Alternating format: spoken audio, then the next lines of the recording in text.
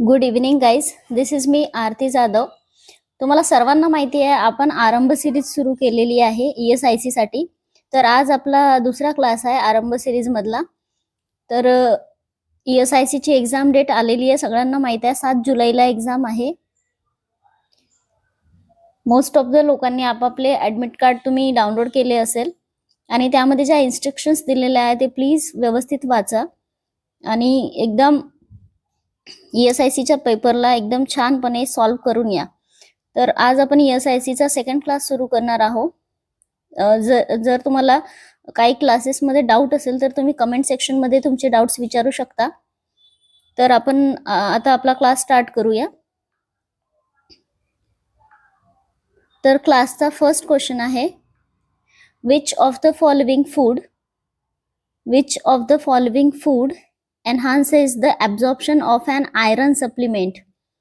तर इथे तुम्हाला विचारलेलं आहे की खालीलपैकी असा कोणता फूड आहे जे तुम्ही घेतल्याने आयरनचं ॲब्सॉर्प्शन जे आहे, आयरन सप्लिमेंट जे आपण पेशंट्सला देतो in the form of tablets, तर ते कोणतं फूड घेतल्यावर त्याचं ॲब्सॉर्प्शन आहे जे वाढतं.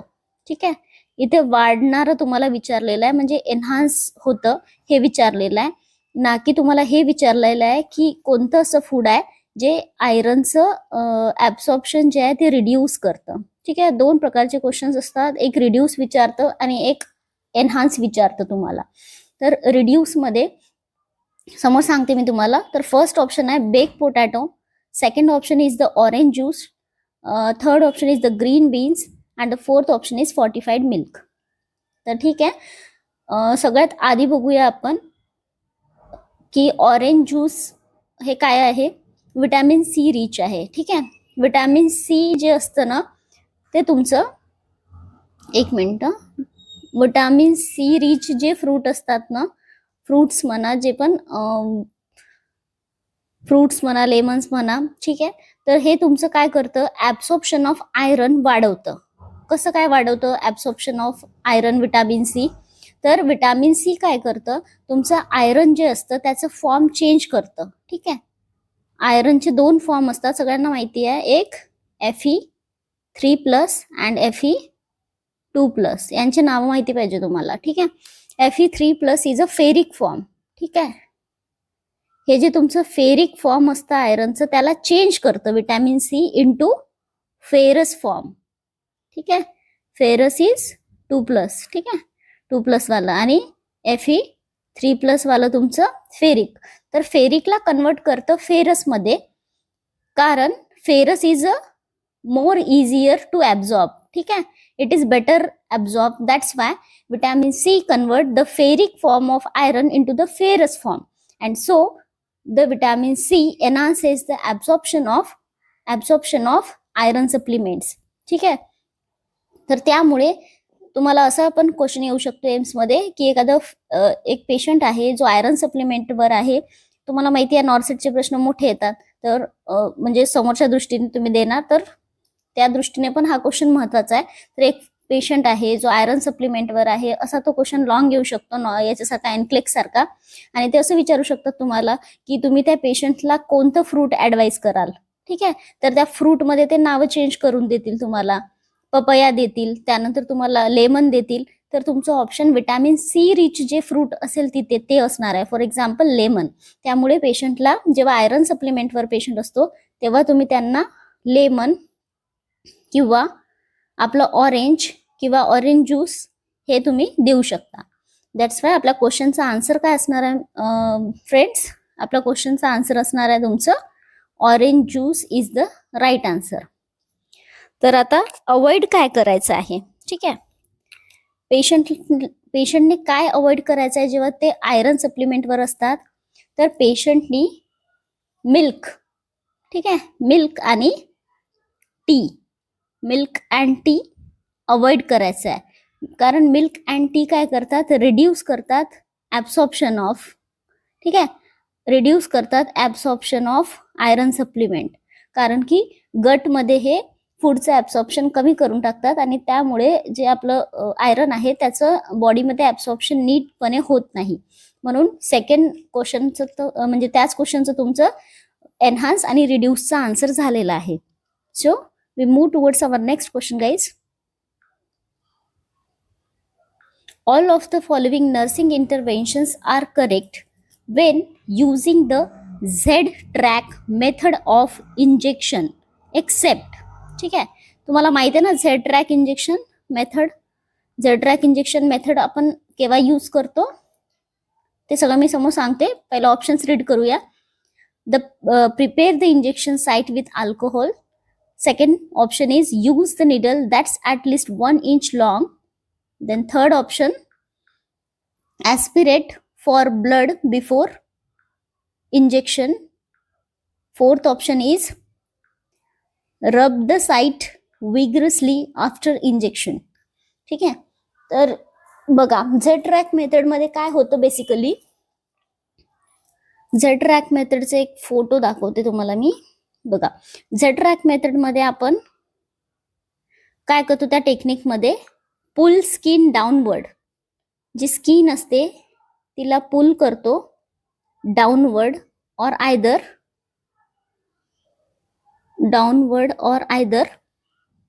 लॅटरल. ठीक आहे. निडल इन्सर्ट करायच्या आधी एक तर पुल करतो आपण स्किनला डाउनवर्ड और द लॅटरल. बघा इथे पुल केलेला आहे स्किनला आणि त्यानंतर त्यांनी निडल इन्सर्ट केलेली आहे. ठीक आहे. असाच क्वेश्चन आलेला असतो. Pull the skin downward, pull the skin upward, pull the skin 90 degree, असे काही ऑप्शन असू शकतात. तर तुम्हाला माहिती असायला पाहिजे पुल द स्किन डाउनवर्ड और laterally before inserting the needle. जर तुम्हाला टेक्निक विचारली तर ही टेक्निक आहे पुल द स्किन डाउनवर्ड और लॅटरल. ठीक आहे. त्यानंतर इंजेक्शन इन्सर्ट करतात. का असं करतात? कारण की हे जे सबक्युटॅनियस टिश्यू असतात ना, तर आयरन आपण मेनली Z-track मेथड कोणत्या इंजेक्शनसाठी यूज करतो हा देखील क्वेश्चन आहे. तर हा क्वेश्चन आहे मेनली इंजेक्शन आयरन प्रिपरेशननी जे बनलेले असतात आणि ते सबक्युटॅनियस टिश्यूला इरिटेट करतात. ठीक आहे. इरिटेट करतात आणि दॅट्स वाय इथे सबक्युटॅनियस टिश्यूला इरिटेट नाही झालं पाहिजे आणि ते फक्त मसल्स मध्येच राहिलेलं पाहिजे मेडिकेशन. बघा इथे मसल्स मध्येच मेडिकेशन आहे कारण पहिले स्किन त्यांनी पुल केलेली आहे डाउनवर्ड आणि मग सोडलेली आहे जेव्हा मेडिसिन दिलं. तर ते जे मेडिसिन आहे ते मसल्स मध्येच राहिलं पाहिजे त्यामुळे, आणि ते सबक्युटॅनियस टिश्यू मध्ये गेलं नाही पाहिजे किंवा स्किन थ्रू बाहेर निघालं नाही पाहिजे. म्हणून Z-track मेथड यूज केलं जाते ड्युरिंग आयरन सप्लिमेंट जेव्हा इंजेक्ट करतो पेशंटमध्ये. ठीक आहे. आणि हे टिश्यूला इरिटेट करतात आणि स्टेन कॉज करतात तिथे. ठीक आहे. स्टेन कॉज करतात आणि इरिटेट करतात. That's why Z-track method use होते. तर नेक्स्ट आहे तुम्हाला याचाच एक क्वेश्चन बनू शकतो की which kind of medications administered during the Z-track method. ठीक आहे. तर Z-track कोणतं काइंड ऑफ मेडिसिन विचारलं तुम्हाला तर that is dark colour medication. हा ऑप्शन असणार आहे, तुम्हाला हा टिक करायचा आहे, डार्क कलर मेडिकेशन्स.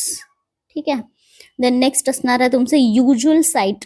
कोणती साईट आहे, युज्युअली कोणती साईट यूज करते Z-track मेथडसाठी? तर युज्युअली जी साईट यूज होते IM मेडिकेशन मध्ये तर दॅट इज वेंट्रोग्लुटियल. ठीक आहे. वेंट्रोग्लुटियल ही साईट यूज होते. तर हे 3 महत्वाचे प्रश्न होते याचे रिगार्डिंग Z-track मेथड. हे आपण 3ही घेतलेलं आहे. तर तुमच्या क्वेश्चनचा आन्सर इथे आपल्याला माहिती पडणार. आता यापैकी कोणतं नाही आहे असं एक्सेप्ट वाला क्वेश्चन होता. तर एक्सेप्ट प्लीज वाचत जा, सिली मिस्टेक्स नका करून येऊ एक्झाम मध्ये.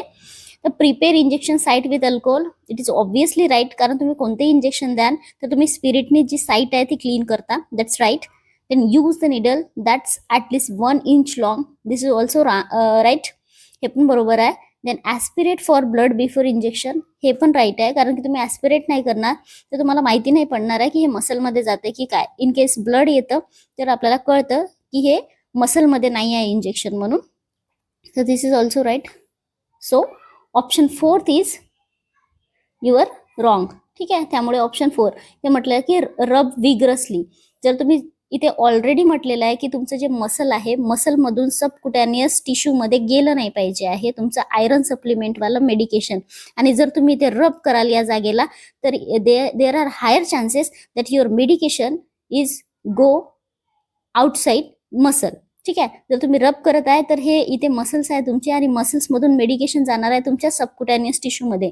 सो रब करणे दॅट इज हे रॉंग ऑप्शन आहे तुमचं. ठीक आहे. त्यामुळे तुमचा आन्सर 4 असणार आहे या क्वेश्चनचं. So we move towards our next important question of the day. Which of the following is a safe game for a child with hemophilia? Option first आहे सॉसर, ऑप्शन सेकंड आहे बास्केटबॉल, ऑप्शन थर्ड आहे swimming, option fourth आहे field hockey. ठीक आहे. तर इथे तुम्हाला haemophilia बद्दल विचारलेलं आहे की त्या चाइल्ड मध्ये कोणता गेम सेफ आहे असं म्हणतात. तर बघा इथे हिमोफिलिया म्हणजे काय हे तुम्हाला माहित असायला पाहिजे. हिमोफिलिया बद्दल थोडंसं बघून घेऊया आपण. हिमोफिलिया काय आहे? ह्या हिमोफिलिया कोणता डिसऑर्डर आहे हा? It is a inherited sex link recessive bleeding disorder. Bleeding disorder आहे सगळ्यांना माहिती आहे, पण हे जसंच्या तसं माहिती पाहिजे. खूपदा यावर क्वेश्चन विचारलेले आहे. Inherited sex link bleeding recessive bleeding disorder.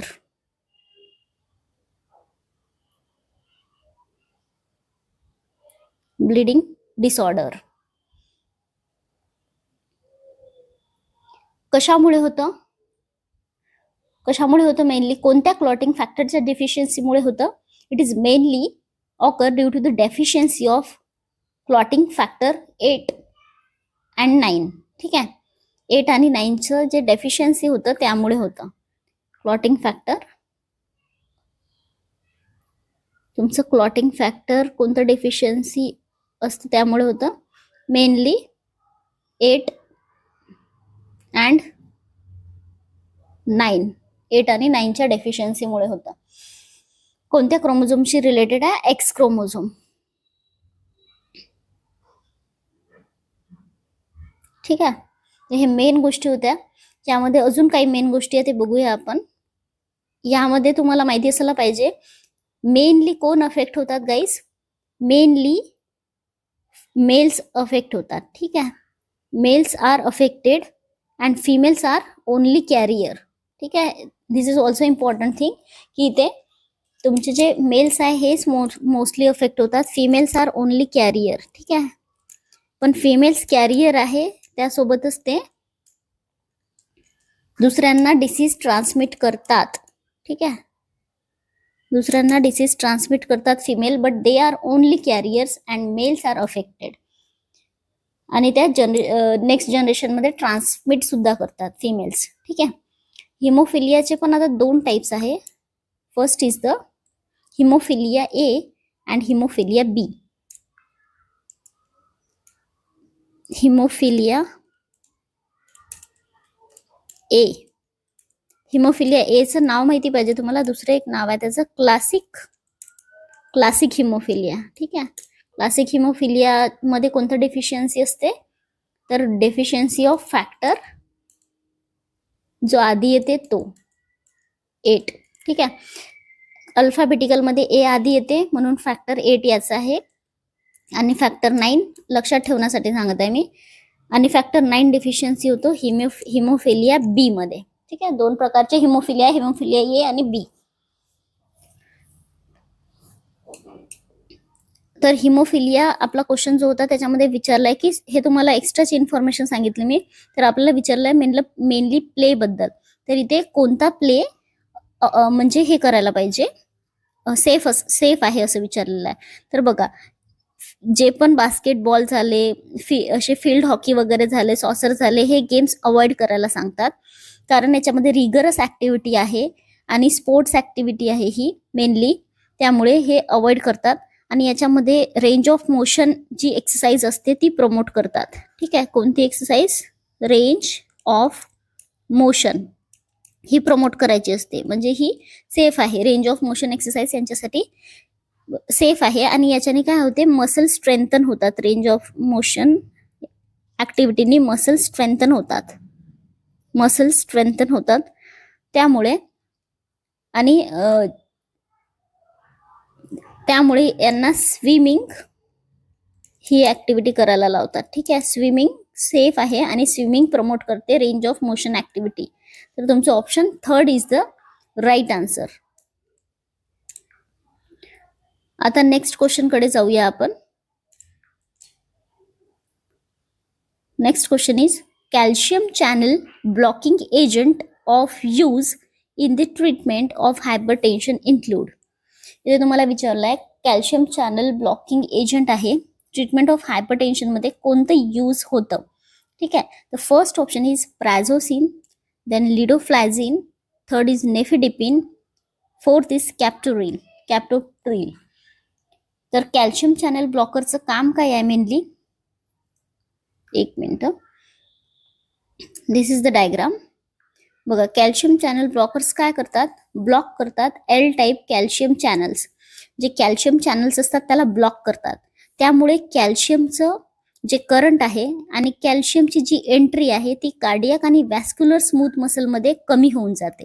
ठीक आहे, आणि जसंच कॅल्शियम तुमच्या स्मूथ मसलमध्ये, सॉरी वॅस्क्युलर आणि कार्डिओवॅस्क्युलर आणि स्मूथ मसलमध्ये इथे कॅल्शियम इथे चॅनल्स आहे. फॉर एक्झाम्पल इथे एल टाईप चॅनल आहे आणि या चॅनल गेटमधून तुमचं कॅल्शियम कुठे एंटर होत आहे, तुमच्या कार्डिओव्हास्क्युलर आणि स्मूथ मसल्समध्ये. जसं तुमच्या मसल्समध्ये कॅल्शियम आलं तर तुमचं हार्ट ऍक्टिव्हिटी वाढतं, तुमचं कार्डियक कॉन्ट्रॅक्टिलिटी वाढतं, तुमचं कंडक्शन वेलॉसिटी वाढतं. ठीक आहे, आणि हे सगळं होत असतं. तर त्यामुळे काय होतं, इथे जे चॅनल्स असतात ते ब्लॉक करतं कॅल्शियम चॅनल ब्लॉकर्स. जर चॅनल ब्लॉक झाले, गेट बंद झाला, तर तुमचं कॅल्शियम आतमध्ये येणारच नाही. कॅल्शियम येणार नाही तर सरळ सरळ तुमचं हार्ट रेट कमी होणार. ठीक आहे, तुमचं कार्डियक कॉन्ट्रॅक्टिलिटी कमी होणार आणि कंडक्शन वेलॉसिटी कमी होणार, हे सगळं कमी होणार. तर हे या डायग्राम थ्रू तुम्ही एकदा बघून घ्या. जर कॅल्शियम चॅनल ब्लॉकर्स जे आहे ते तुमचं कॅल्शियम एंट्री किंवा कॅल्शियम आयन स्मूथ मसलमध्ये कमी करतं आणि त्यामुळे तुमचं हार्ट आणि ब्लड वेसलचं आर्टेरियल किंवा वेसो डायलेशन होतं आणि त्यामुळे हार्ट रेट डिक्रीज होतं. ठीक आहे, तर हे एक्झाम्पल ऑफ मेडिसिन. तुम्हाला कॅल्शियम चॅनलची माहिती पाहिजे, कॅल्शियम चॅनल ब्लॉकर्स नेहमी एक्झाममध्ये विचारतात. तर याच्यामध्ये तुमचे कॅल्शियम चॅनल ब्लॉकर्स कोणते कोणते आहे, फक्त एकच आहे, दॅट इज निफिडिपिन. तर काही एक्झाम्पल्स तुम्हाला माहिती पाहिजे. निफिडिपिन, नेक्स्ट आहे तुमचं वेरापामिल,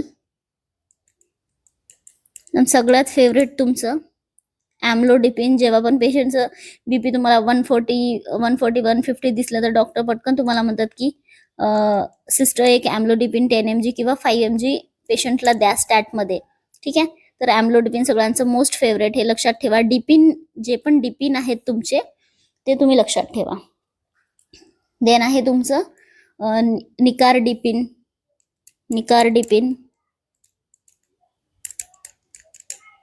हे सगळे तुमचे आहे कॅल्शियम चॅनल ब्लॉकर्स. तर काही एक्झाम्पल्स तुम्ही लक्षात ठेवा जेणेकरून तुम्हाला हे एक्झाम मध्ये आठवतील. सो नेक्स्ट क्वेश्चन बघूया.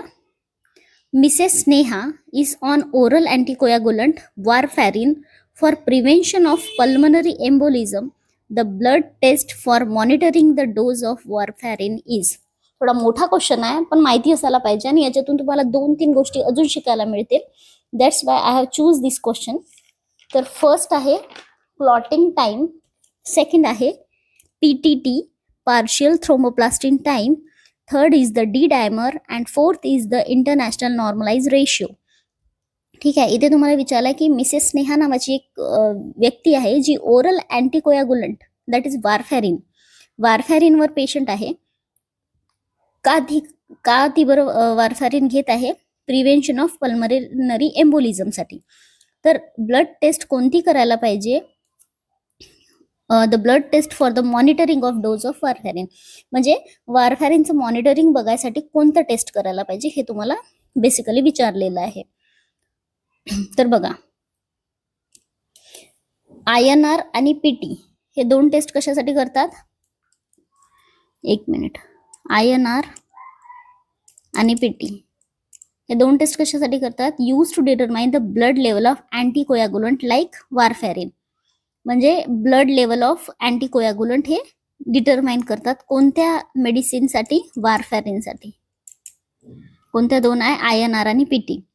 पण INR हे स्टँडर्ड मेजरमेंट म्हणून ओरल मेडिकेशनसाठी यूज केलं जाते सिन्स 1983 आणि रिप्लेस करते PTला. ठीक आहे, INR international normalise ratio.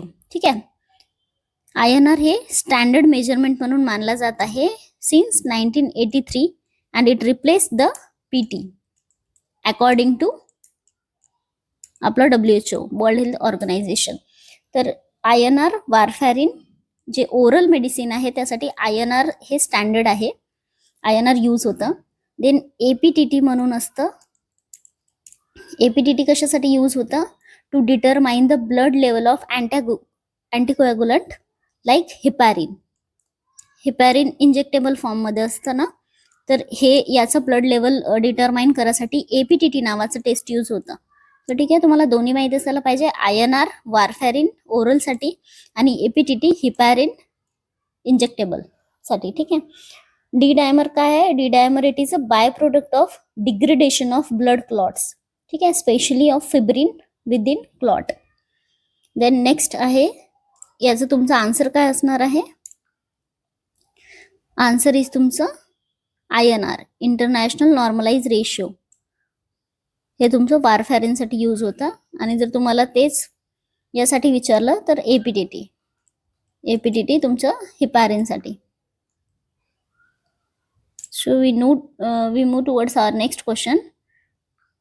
What is the cause of disease, what is the cause of disease known as pheochromocytoma. ठीक आहे, तर याचं कॉज विचारलेलं आहे तुम्हाला, काय आहे. Excessive secretion of thyroid hormone, excessive secretion of epinephrine and norepinephrine, excessive accumulation of fluid in the kidney and decrease the secretion of parathyroid hormone.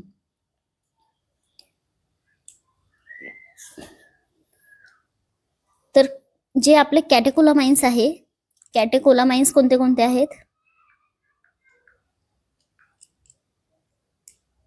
जे तुमचे कॅटेकोलामाइन्स आहे, कॅटेकोलामाइन्स आर नॉरएफिनेफ्रिन्स अँड इफिनेफ्रिन. नॉरएफिनेफ्रिनला आपण नॉर ॲड्रिनालिन देखील म्हणतो. ठीक आहे, नॉर ॲड्रिनालिन अँड ॲड्रिनालिन, इफिनेफ्रिनला ॲड्रिनालिन. तर जर यांचं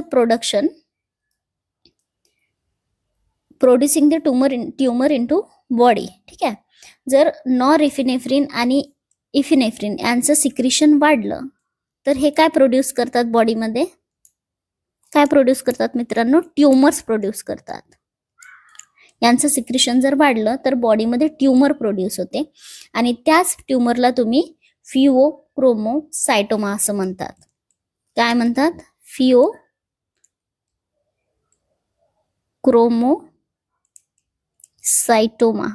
ठीक आहे, दोन गोष्टी कळल्या तुम्हाला. फिओक्रोमोसायटोमा म्हणजे काय, तर बॉडीमध्ये ट्यूमर फॉर्म होतं.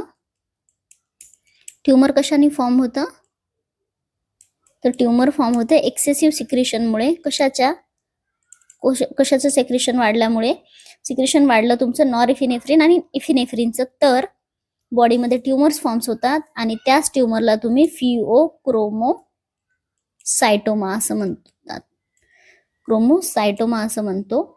आणि तुमचं ऑप्शन असणार आहे यामध्ये, option B is the correct answer, excessive secretion of epinephrine and norepinephrine, that is adrenaline and noradrenaline. तर ह्या प्रश्नामध्ये दोन गोष्टी क्लिअर झाल्या, फिओक्रोमोसायटोमा म्हणजेच काय आणि हे कशामुळे होते. ठीक आहे, दोन गोष्टी समजल्या. सो आता लास्ट क्वेश्चन बघूया आजच्या सिरीजचा, आजच्या क्लासचा. Moon face with the central obesity is notice in. ठीक आहे, first option is Addison's disease, second is Cushing syndrome, third is the down syndrome and fourth is the Turner syndrome. ठीक आहे, तर Cushing syndrome मध्ये mainly काय होतं बघा, ही diagram बघा, यावरून तुम्हाला तुमच्या प्रश्नाचं उत्तर मिळेल. कशिंग सिंड्रोमचे काही मेन जे हे आहे कॅरेक्टरिस्टिक्स आहे ते तुम्हाला माहिती पाहिजे. तर सगळ्यात मेन आहे त्यांचं मून फेस. कशिंग सिंड्रोम मध्ये मून फेस राहतं. बघा इथे मून फेस आहे, राऊंड राऊंड फेस असतं मून सारखं. देन रेड चिक्स असतात, थिनिंग ऑफ हेअर्स असतं, स्ट्रेच मार्क असतात पोटावर, thin arm and leg, thin skin आणि ब्रुइजिंग असते skin mainly, extra face and body hairs असतात पेशंट्सवर. आणि सेकंड हे बघा, हे फर्स्ट आहे मून फेस आणि सेकंड मेन इम्पॉर्टंट जे कॅरेक्टरिस्टिक आहे that is a fat pad और बफेलो हम्प. बफेलो हम्प खूपदा ऐकलं असेल तुम्ही क्वेश्चन मध्ये. तर हे buffalo hump is the next characteristics in the Cushing syndrome. ठीक आहे, फर्स्ट आहे तुमचं मून फेस आणि सेकंड आहे तुमचं बफेलो हम्प. या दोन गोष्टी जरी माहिती असल्या that is also enough to find whether it is Down syndrome or Cushing syndrome. मला हे नेहमी हे होत होतं, कन्फ्युजन होत होतं. तर मून फेस आणि बफेलो हम्प हे ऍटलिस्ट दोन तरी मी लक्षात ठेवत होती, जेणेकरून आपल्याला एलिमिनेशन मेथडने आपल्या क्वेश्चनच्या आन्सर पर्यंत पोहोचता येईल.